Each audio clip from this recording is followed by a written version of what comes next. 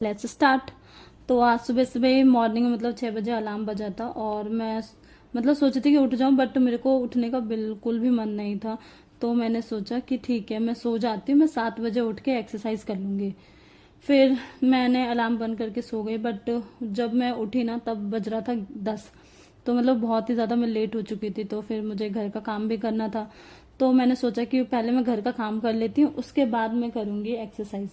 फिर घर का काम जैसे खत्म हुआ तो मैंने सोचा कि अब मैं एडिटिंग कर लेती हूँ, क्योंकि एक्सरसाइज में फिर बाद में कर लूँगी। फिर मैंने किया एडिटिंग, और एडिटिंग करने के बाद मतलब आफ्टरनून हो चुके थे और फिर मुझे आ रहा था बहुत ही ज़्यादा नींद। तो मैंने सोचा कि ठीक है मैं थोड़ा सा सो जाती हूँ, उठने के बाद मैं अच्छे से फ्रेश मूड से एक्सरसाइज और मेडिटेशन वगैरह करूँगी।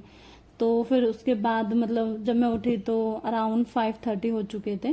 फिर उसके बाद मैंने किए उठने के बाद मेडिटेशन और थोड़ा सा एक्सरसाइज।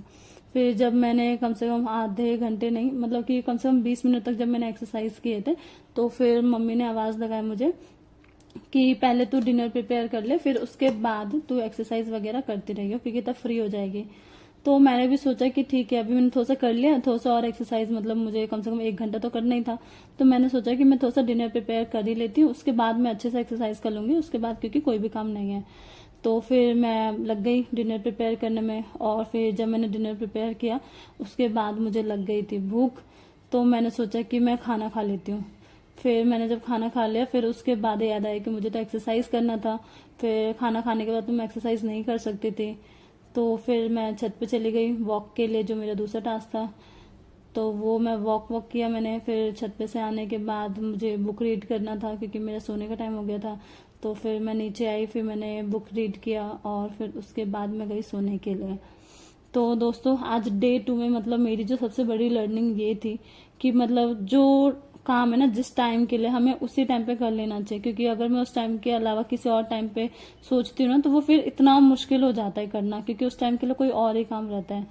तो मतलब मैंने तो ये सीखा है कि अपने काम को ना एक टाइमलाइन दे दो कि इतने बजे से इतने बीच में ही होगा और वो काम उतने बीच में ही होना चाहिए।